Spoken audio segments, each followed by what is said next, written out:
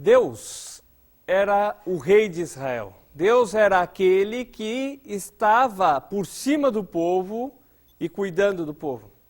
Só que o povo teve o desejo de ser igual aos outros. E pediu um rei humano, como todas as nações o tinham. O interessante é que eles fizeram algo parecido com o que o pessoal na época de Noé fez. A grande maioria realmente estava seguindo o povão, sendo igual a todo mundo. Mas chegou uma hora em que Deus mandou fazer aquela arca, o único meio de ser salvo das águas, e aí veio a destruição. As pessoas seguiram o povo, queria ser igual a todo mundo, e morreram na destruição do dilúvio. O povo de Israel caiu no mesmo erro. Eles queriam ser igual a todo mundo, queriam ser iguais às outras nações. E, mais tarde, a mão de Deus vai pesar sobre eles, porque eles vão seguir também outros costumes das outras nações. Eles rejeitaram a Deus para ter um homem sobre eles. 1 Samuel, capítulo 8, verso 7. E disse o Senhor a Samuel: Ouve a voz do povo em tudo quanto te disser, pois não te tem rejeitado a ti, antes a mim me tem rejeitado, para eu não reinar sobre ele. O povo então queria um rei. O povo escolheu a pessoa de Saul para ser rei sobre ele. E a coisa que eles olharam é porque Saul era muito grande, forte, diz que ele era alto, que a cabeça dele ficava acima dos demais.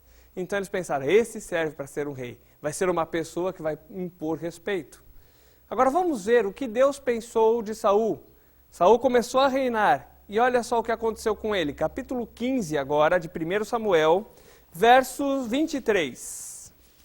Porque a rebelião é como o pecado da feitiçaria, e a obstinação é como a idolatria, e culta os ídolos do lar. Visto que rejeitaste a palavra do Senhor, ele também te rejeitou a ti, para que não sejas rei. Saul recebeu uma ordem de Deus. Deus havia dito para ele algo que deveria ser feito. Mas Saul não quis esperar, rejeitou a palavra de Deus, rejeitou aquilo que Deus havia dito, e como consequência disso, Deus também rejeitou Saul. Veja como é interessante, porque ele rejeitou a palavra de Deus, Deus o rejeitou. Se você rejeitar a palavra de Deus, também Deus não vai te aceitar.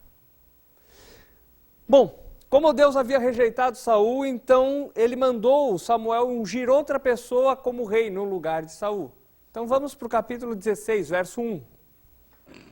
Disse o Senhor a Samuel: Até quando terás pena de Saul, havendo eu rejeitado, para que não reine sobre Israel? Enche um chifre de azeite e vem, e enviarei-te-ei a Jessé, o belita, porque dentre os seus filhos me provi de um rei. Então, essa pessoa seria um dos filhos de Jessé. Vamos ver qual a característica que Deus tinha, qual o que Deus queria ver no novo rei. Será que era o tamanho, a força, a sua voz que impunha respeito? Então vamos ver o verso 7, qual a característica que Deus queria ver. Eu vou ler. Porém o Senhor disse a Samuel: Não atentes para a sua aparência, nem para a sua altura, pois eu o rejeitei. O Senhor não vê como vê o homem. O homem olha para o que está diante dos olhos, porém o Senhor olha o coração. Então Deus não vê como o homem vê. O homem vê o quê? Aonde você vai, o tipo de roupa que você usa, quanto você tem, ou a aparência que você tem, ou o tamanho do seu cabelo. Mas Deus não vê essas coisas. Deus está vendo o quê? Coração. Ou seja, aquilo que você crê. Deus está atento para aquilo que você está crendo hoje. Não importa o lugar onde você vá, mas Ele quer saber o que você está crendo hoje. E Ele queria escolher uma pessoa. Deus escolheu uma pessoa, não queria. Ele escolheu uma pessoa que tivesse um coração voltado a Ele. Vamos ver quem foi essa pessoa. Alguém pode ler versos 11 até o verso 13. Perguntou Samuel a Jessé: acabaram-se os teus filhos? Ele respondeu: ainda falta o mais moço, que está apacentando as ovelhas. Disse, pois, Samuel a Jessé: manda chamá-lo, pois não nos assentaremos à mesa sem que ele venha. Então mandou chamá-lo e fê-lo entrar. Era ele ruivo, de belos olhos e boa aparência. Disse o Senhor: levanta-te e unge-o, pois este é ele. Tomou Samuel o chifre de azeite e o ungiu no meio de seus irmãos. E daquele dia em diante, o Espírito do Senhor se apossou de Davi. Então Samuel se levantou e foi para Ramá. Então Deus escolheu a Davi, um rapaz, o mais novo de Jessé, e este foi colocado por Deus como rei em Israel. Davi era uma pessoa que cuidava de ovelhas. A Bíblia diz que ele também tocava harpa, que ele compôs muitas músicas. E os Salmos, o livro de Salmos, muitos dos Salmos foram escritos por Davi, a grande maioria, mas não todos, mas a grande maioria foi escrito por Davi. Segundo Samuel, capítulo 5, verso 4, vai falar um pouco sobre o reinado dele. Da idade de 30 anos era Davi quando começou a reinar, e reinou 40 anos. Então Davi foi rei em Israel por 40 anos. E neste período ele conseguiu estabelecer o reino de Israel. Deus esteve com ele tinha um coração voltado ao Senhor. Capítulo 7, versos 1 até 3. E sucedeu que, estando o rei Davi em sua casa, e que o Senhor lhe tinha dado descanso de todos os seus inimigos em redor, disse o rei ao profeta Natã: Ora, olha, eu moro em casa de cedros e a arca de Deus mora dentro de cortinas. E disse Natã ao rei: Vai e faze tudo quanto está no teu coração, porque o Senhor é contigo. Vocês se lembram que Deus havia dito lá no deserto, no Monte Sinai, que era para fazer o tabernáculo, aquela tenda onde as pessoas estariam ali adorando a Deus e aquele lugar simbolizaria a presença de Deus. Agora Davi, ele tinha um desejo de fazer um lugar fixo. Quando eles estavam caminhando no deserto, o povo de Israel, então eles desmontavam tudo isso e carregavam junto. Só que agora não tinha mais necessidade, eles estavam na terra deles, estavam fixos ali. Então Davi queria fazer algo fixo, não mais de tendas, mas um grande templo com as mesmas peças, a mesma ordem de peças, a mesma disposição, só que numa forma fixa e não mais numa forma móvel como que era antes. Versículos 12 a 16. Quando teus dias forem completos e vieres a dormir com teus pais, então farei levantar depois de ti a tua semente, que sair das tuas entranhas, e estabelecerei o seu reino. Este edificará uma casa ao meu nome, e confirmarei o trono do seu reino para sempre. Eu lhe serei por pai, e ele me será por filho. E se vier a transgredir, castigá-lo-ei com vara de homens, e com açoites de filhos de homens. Mas a minha benignidade se não apartará dele, como a tirei de Saul, a quem tirei de diante de ti. Porém a tua casa e o teu reino serão firmados para sempre. Diante de ti, teu trono será firme para sempre. Deus diz que confirmaria o reinado de Davi para sempre. Quer dizer, geração após geração seria estabelecido o reinado de Davi, e isso vai ter uma referência ligada com aquele Salvador, aquele libertador que Deus prometeu que vai mandar um dia. Vamos agora para o livro de Salmos, capítulo 16. Davi, ele viveu cerca de 1030 anos antes de Cristo, que é quando o livro de Salmos foi escrito. E existe uma questão que nós precisamos esclarecer aqui. Talvez alguns de vocês vão ter versões diferentes. Em português existem mais de 10 versões diferentes da Bíblia. Tem Almeida corrigida, Almeida atualizada, tem muitas e muitas versões. Linguagem de hoje, Bíblia Viva, tem versão internacional, tem Figueiredo, a Bíblia de Jerusalém, são várias versões. E algumas versões no livro de Salmos trazem a numeração diferente. O conteúdo é igual. Se você ler do começo ao fim no livro de Salmos, vai ser a mesma coisa. Mas a numeração é diferente. Porque algumas versões traduziram não diretamente do hebraico, mas traduziram da Septuaginta, que é uma versão grega, é uma tradução do hebraico para o grego. Então dá uma diferença de versículos. O conteúdo é igual, mas a numeração muda um pouquinho. Então eu vou citar para vocês a numeração de um e a numeração do outro. Se você não achar na primeira, quando eu vou falar Salmo 16, 10, se de repente na sua não está batendo o que foi lido, vai em Salmo 15, verso 10, que vai bater. Em uma das duas versões vai ter esse verso. Então não se preocupem, não é que a Bíblia é diferente, é só a numeração. Em algumas até traz assim entre parênteses, HB 16, do lado do 15. Quer dizer, em hebraico é capítulo 16. Então isso não é um problema, mas eu vou citar as duas, caso você não ache na que você está usando, você vê na segunda que eu vou citar e você vai ver que vai bater realmente. Então Salmo capítulo 16, verso 10. E para quem tem a outra versão vai ser capítulo 15, verso 10. Alguém pode ler? Porque não deixarás a minha alma no inferno, nem permitirás que o teu santo veja corrupção. Então, Deus usou Davi para escrever que o Salvador um dia ele ressuscitaria dos mortos. Aqui em Salmo capítulo 16, verso 10. No capítulo 22, versos 6 até 8, e quem tem a outra versão vai ser capítulo 21, versos 7 a 9. Se na primeira vez, no primeiro que a gente leu ali no capítulo 16, o seu já era capítulo 15, então você vai procurar no capítulo 21, versos 7 a 9. E os outros vão procurar em capítulo 22, versos 6 até 8. Alguém pode ler? Mas eu sou verme e não homem, opróbrio dos homens e desprezado do povo. Todos os que me veem zombam de mim, estendem os lábios e meneiam a cabeça, dizendo: confiou no Senhor, que o livre. Livre-o, pois nele tem prazer. Aqui fala que esse Salvador um dia seria zombado e insultado pelas pessoas. Alguém pode ler verso 16 do capítulo 22, e quem tem outra versão é capítulo 21, verso 17. Pode ler. Pois me rodearam os cães, e juntamente de malfeitores me cercou. Transpassaram-me as mãos e os pés.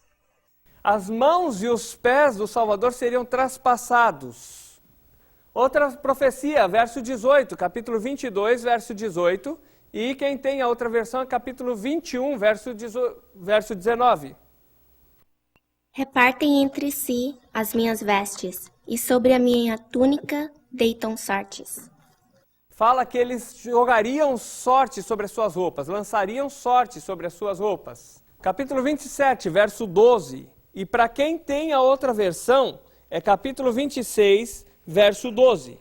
Alguém pode ler?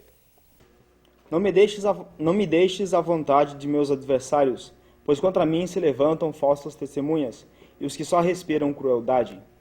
Então, aqui fala que ele seria acusado falsamente.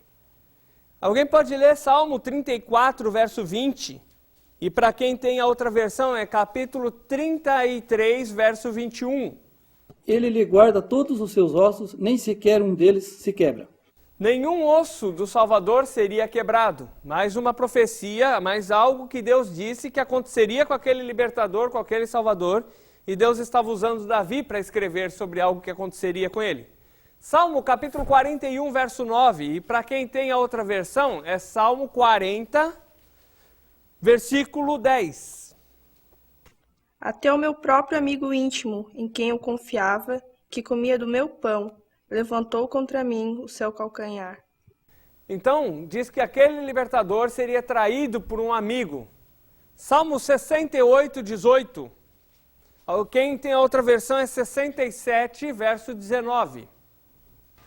Subsiste às alturas, levaste cativo o cativeiro, recebeste homens por dádivas, até mesmo rebeldes, para que o Senhor Deus habite no meio deles. Diz que aquele Salvador, aquele libertador, um dia ressuscitará e irá para o céu, subirá para o céu. Capítulo 69, verso 4, e quem tem a outra versão vai ser 68, verso 5. São mais que os cabelos da minha cabeça, os que, sem razão, me odeiam.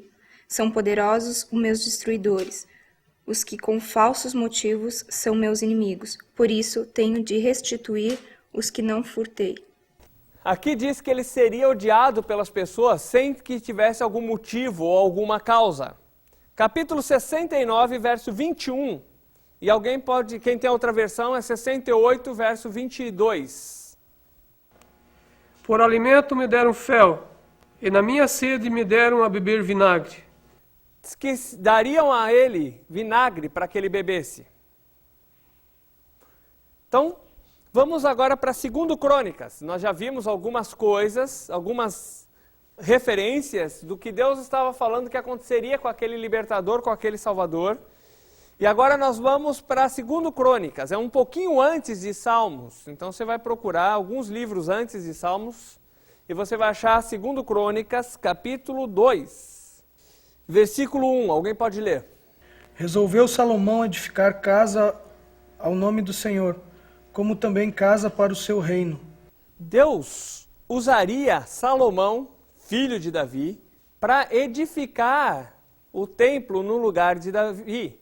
Davi teve o desejo, ajuntou o material necessário, mas quem realmente faria a obra era Salomão. Então Deus estava usando Salomão para edificar o templo. Só que, vamos continuar, capítulo 5, verso 1. Vamos ver a concretização da obra. Assim se acabou toda a obra que fez o rei Salomão para a casa do Senhor. Então trouxe Salomão as coisas que Davi, seu pai, havia dedicado a prata, o ouro, os utensílios. Ele os pôs entre os tesouros da casa de Deus. Então, Deus usou a vida de Salomão para fazer o templo, a forma fixa do tabernáculo, como Deus havia dito, permitido que Davi tivesse esse desejo, e Davi deixou todo o material pronto e fez o templo. Depois, quem fez o templo foi seu filho Salomão. 1 Reis, capítulo 11, versos 31 a 33. E disse Jeroboão: toma 10 pedaços, porque assim diz o Senhor Deus de Israel. Eis que rasgarei o reino da mão de Salomão, e a ti darei 10 tribos. Porém ele terá uma tribo por amor de Davi, meu servo, e por amor de Jerusalém, a cidade que escolhi de todas as tribos de Israel. Porque Salomão me deixou e se escurvou a Astarote, deusa dos Sidônios, a Camus, deus de Moabe, e a Milcom, deus dos filhos de Amon, e não andou nos meus caminhos, para fazer o que é reto perante mim, a saber, os meus astutos e os meus juízos, como fez Davi seu pai. Davi, ele tinha um coração voltado a Deus. Salomão, no começo do seu reinado, da sua vida, ele também teve um coração voltado a Deus. Só que depois, por diversas razões, ele começou a se desviar de Deus e ir após até de outros deuses. E como castigo, como consequência por isso, o reino seria dividido depois quando o filho dele assumisse. Por quê? Porque em vez de ele seguir o que Deus queria, ele foi após outros deuses, foi adorar outros deuses, criou altares para que as pessoas adorassem outros deuses, e Deus ficou descontente com isso, e veio a consequência. Sempre o pecado traz consequência. Deus é justo, ele pune o pecado. O homem é pecador, e sempre quando há o pecado, há o juízo de Deus, o julgamento de Deus. Vamos para 1 Reis agora, capítulo 18. Antes de vocês lerem lá, eu vou só explicar. Os livros de 1 Samuel até o final de Reis, vai contando a história cronologicamente. E Crônicas, ele cita detalhes desse período entre 1 Samuel até o final de 2 Reis. Então, Crônicas é um apanhado do mesmo período dos outros livros, de 1 Samuel até 2 Reis. Então, por isso que nós fomos em Crônicas para pegar alguns detalhes e agora estamos voltando para Reis. Não porque estamos fugindo da ordem cronológica, mas para pegar os detalhes que estavam contidos no livro de Crônicas. Tá, o reino de Israel se dividiu, ficaram 10 tribos, as 10 tribos do norte ficaram com o lado rebelado, e o sul, Judá e Benjamim, ficaram do lado do filho de Salomão. Passaram-se anos, mudaram-se os reis, morreram aqueles, vieram outros, e em Israel, a parte norte, estava agora reinando o rei Acabe. Só que esse rei, e principalmente sua esposa, eram adoradores de Baal. Baal era considerado um deus daquela região, onde as pessoas adoravam e às vezes até ofereciam sacrifícios para aquele deus, e às vezes até sacrifícios humanos. Então, vamos ler capítulo 18, versos 22 a 24. Alguém pode ler?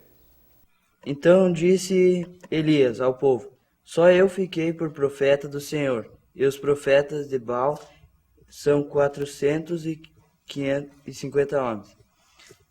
Deem-se nós, pois 2 bezerros, e eles para si um dos bezerros, e o dividam em pedaços, e ponham sobre a lenha. Porém, não lhe coloquem fogo. Eu preparei o outro bezerro, e porei sobre a lenha, e não colocarei fogo. Então invocai o nome do vosso Deus. Eu invocarei o nome do Senhor. E há de ser que os Deus que responder por meio de fogo, esse será Deus. E todo o povo respondeu, dizendo: é boa essa palavra. Haviam os profetas de Baal, 450. E havia Elias, que era aquele que estava profetizando em nome de Deus. O povo de Israel não queria mais saber de Deus. E escolheu pessoas, profetas, para estarem transmitindo o seu recado ao povo de Israel. Um desses profetas era a pessoa de Elias. E Elias fez uma proposta aos profetas de Baal. Vamos colocar um altar, colocar um terneiro ou um bezerro, depende da época do lugar do país que você está, usa o terneiro ou o bezerro, vamos colocar, ou novilho, e vamos colocar em cima desses altares. E aí o Deus que mandar fogo para consumir essa oferta, esse Deus é o Deus verdadeiro. Os profetas do Baal gostaram, o povo gostou da ideia, então vamos ver o que acontece, versos 25 e 26. Disse Elias aos profetas de Baal: escolhei para vós outros um dos novilhos, e preparai o primeiro, porque sois muitos, e invocai o nome de vossos deuses, e não lhe metais fogo.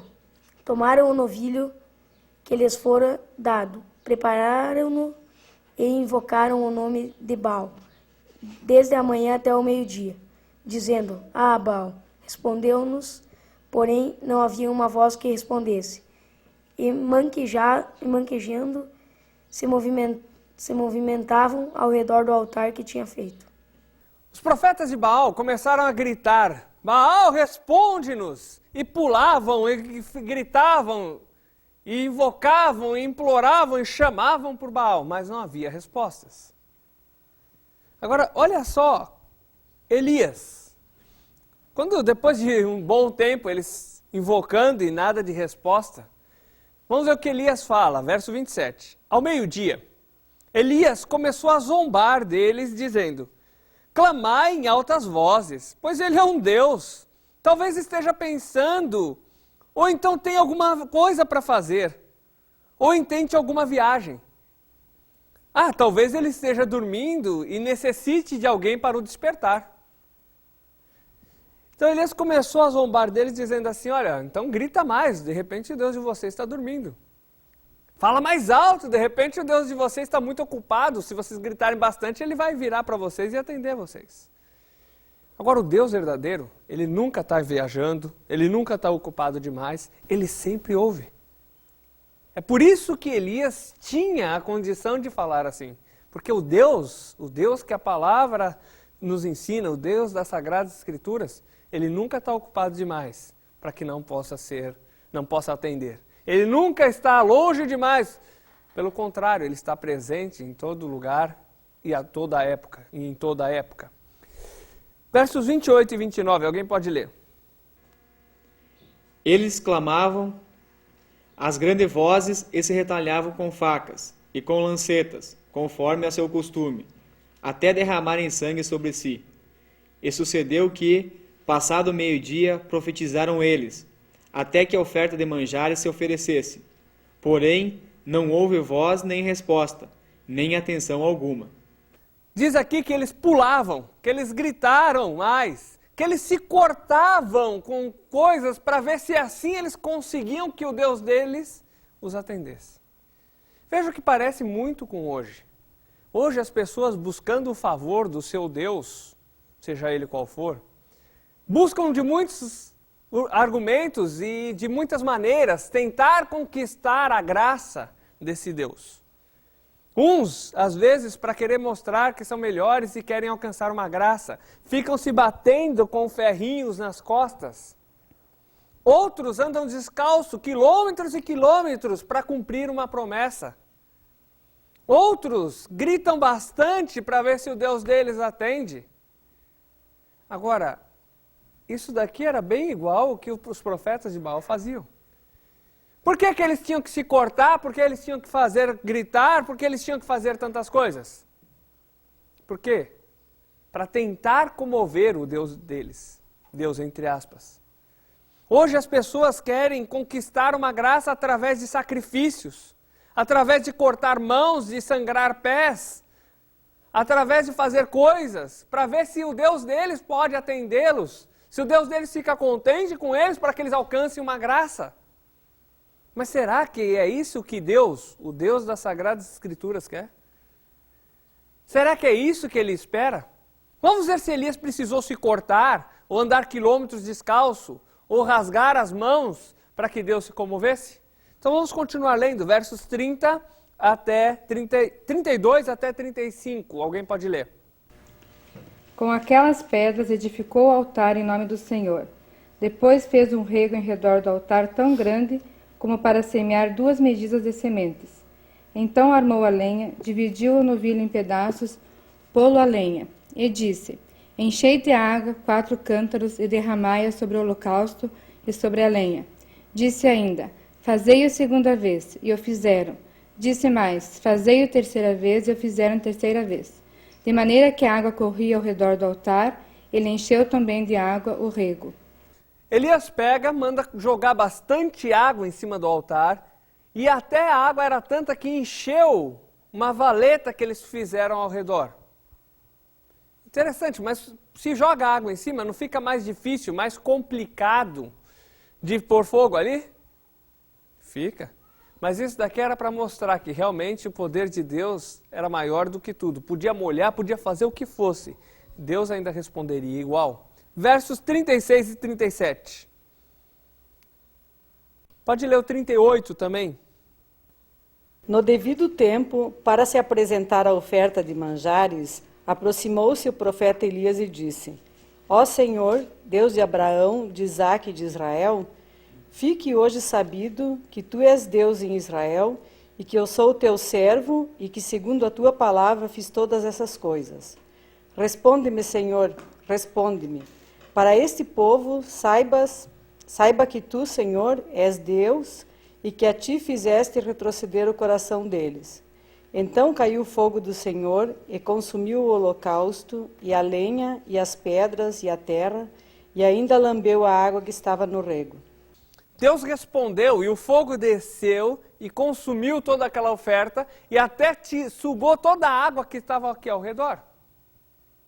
Vejam como é interessante, Elias não precisou fazer sacrifícios, Elias não precisou se sangrar, se autoflagelar, não precisou se machucar, não precisou gritar, espernear. Ele simplesmente pediu a Deus e Deus ouviu. Talvez você esteja tentando resolver o problema do teu pecado, da separação de Deus, da morte espiritual, dessa maneira. Da maneira errada, da maneira como os profetas de Baal fizeram. Talvez você ache que pelo fato de andar descalço e pagar promessas, subir escadas de joelhos, ou então sangrar as mãos, ou o corpo, ou as costas, assim você vai alcançar uma graça. Assim você vai pagar um pouco dos seus pecados. Talvez você ache que por gritar, quanto mais você gritar, quanto mais você falar alto, talvez Deus vai então ter misericórdia de você, vai te salvar. Só que a Bíblia tem nos dito que não é através do nosso esforço nem do nosso mérito, como Adão e Eva tentaram através do seu esforço e do seu mérito. Mas não é através disso que nós vamos chegar até Deus. Não é através disso que vai ser resolvido o problema da morte espiritual e da separação de Deus. Nós precisamos daquele libertador. Só Ele pode resolver o problema do pecado. O único que poderia resolver essa questão aqui era Deus. O único que poderia fazer fogo descer e consumir a oferta era Deus. E Elias confiou em Deus e Deus resolveu. O único que pode resolver o problema do nosso pecado, da separação de Deus e da morte espiritual, é Deus, através daquele libertador que Ele vai mandar. Quem tentar de qualquer outra maneira, pode ser com esmolas, pode ser com promessas, pode ser com sacrifícios, com sacrilégios, não vai conseguir alcançar a misericórdia de Deus, porque Deus só aceita da sua maneira, só age de acordo com o seu plano. Como Deus ouviu Elias, quando você crê no que Deus diz com respeito ao Salvador, também Deus vai te ouvir. Mas enquanto você tentar da sua maneira, através do seu esforço, através de sacrifícios ou de coisas que você venha a fazer, Deus não vai aceitar. Até o próximo estudo, quando nós vamos estar vendo o que Deus vai fazer com a nação de Israel. Vejam que a nação estava seguindo Baal e os profetas de Baal. Que a nação estava se afastando de Deus a cada dia. E nós sabemos que Deus é santo, não vive junto com o pecado. Nós sabemos que Deus é justo, Ele sempre pune o pecado. E nós vamos ver qual vai ser a maneira que Deus vai tratar com o povo de Israel, por eles estarem se afastando de Deus e indo após outros deuses, indo após outras pessoas e fugindo de Deus a cada instante mais longe e mais longe e mais longe de Deus.